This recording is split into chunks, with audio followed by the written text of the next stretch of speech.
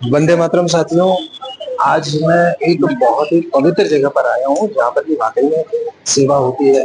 यहाँ आप देखेंगे कई ऐसे लोग हैं जो कि समाज द्वारा दुत्कारे गए हैं, उनको यहाँ रखा जाता है। सक्षम सामाजिक उत्थान एवं विकास संस्थान जिसका संचालन करती हैं हमारे प्यारी बहन एवा देव सक्सेना जी। उनसे मिलते हैं, उन्होंने ये मंदिर कैसे बनाया है, आइए उन्हीं से जानते हैं। आ, एवा जी, नमस्ते। नमस्ते, कैसे हैं आप? मैं बढ़िया हूँ। अच्छा, ये जो सभी लोग बैठे हैं खाना खा रहे हैं, ये कौन है? ये भिक्षुक पुनर्वास गृह है। निर्धन, निराश्रित, वृद्ध जनों का, दिव्यांग जनों का आवास है ये, और निःशुल्क आवास है ये। तो ये लोग वो लोग हैं जो सड़क कभी ना कभी किसी न किसी स्थिति में हमें लावारिस स्थिति में मिले, पुलिस के द्वारा लाए गए, या हमने स्वयं रेस्क्यू करा। कई लोग स्वेच्छा से भी आए हुए हैं जिनको घर वालों ने निकाल दिया। सभी तरह के लोग हैं जो बेचारे निराश्रित हैं, वो उस तरह के बेसिकली लोग हैं। तो देश के किस किस हिस्से से आए हैं? मतलब सिर्फ राजस्थान के ही हैं या राजस्थान से बाहर के भी हैं? कुछ लोग राजस्थान से बाहर के भी हैं, नौकरी के लिए यहाँ पर आते हैं, लेकिन कई बार उनके साथ में चोरी चकारी हो जाती है, मारपीट हो जाती है, तो उनके पास कोई और चारा नहीं बचता सिवाय इसके कि वो किसी के आगे हाथ फैलाए। तो हालांकि ये एक परोक्ष कह सकते हैं कि भिक्षावृत्ति का रूप है, लेकिन हाँ, वो भिक्षावृत्ति में लिप्त हो जाते हैं। वो कई लोग बाहर से भी आए हैं, और जब वो लोग यहाँ स्वस्थ हो जाते हैं तो हम उनको नौकरी पर भेज भी देते हैं यहाँ से, और कई सारे लोग राजस्थान के भी हैं।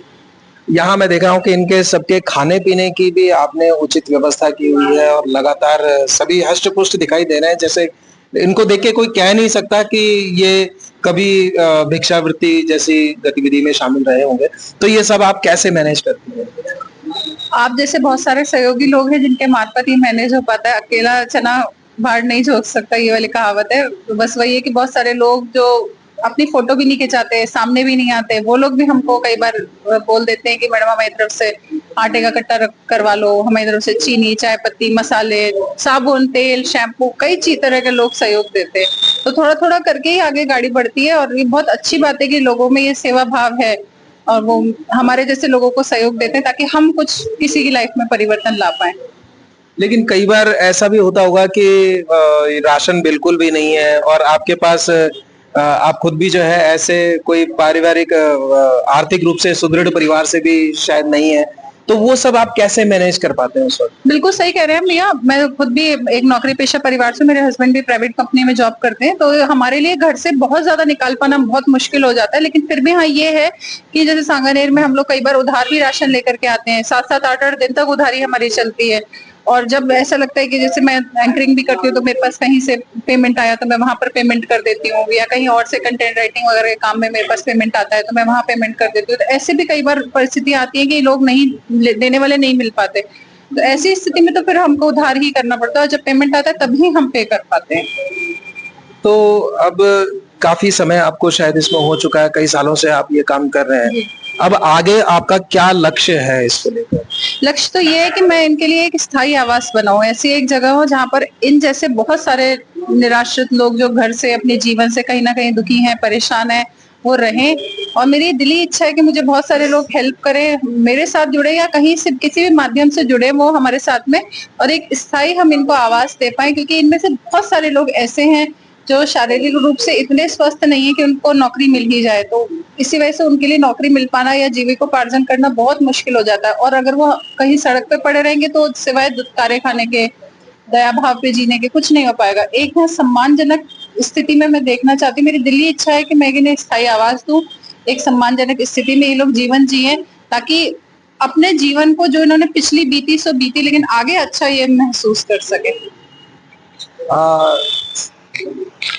साथियों, हमारे साथ यहाँ पर एक शख्सियत और है, बहुत ही खास है, जयपुर में इतना बड़ा नाम बन चुकी हैं, जो कि यहाँ पर अपनी मौजूदगी दर्ज कराने के लिए आए हैं और कुछ सेवाएं भी इन्होंने अपनी यहाँ दी हैं।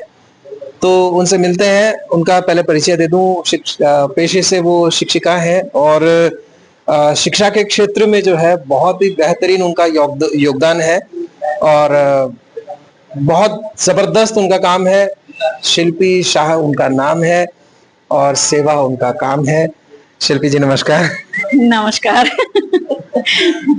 ये आप जब यहाँ आए हैं सक्षम संस्थान के ठिकाने पर, तो आप कैसा महसूस कर रहे हैं? आपके उद्गार व्यक्त करें।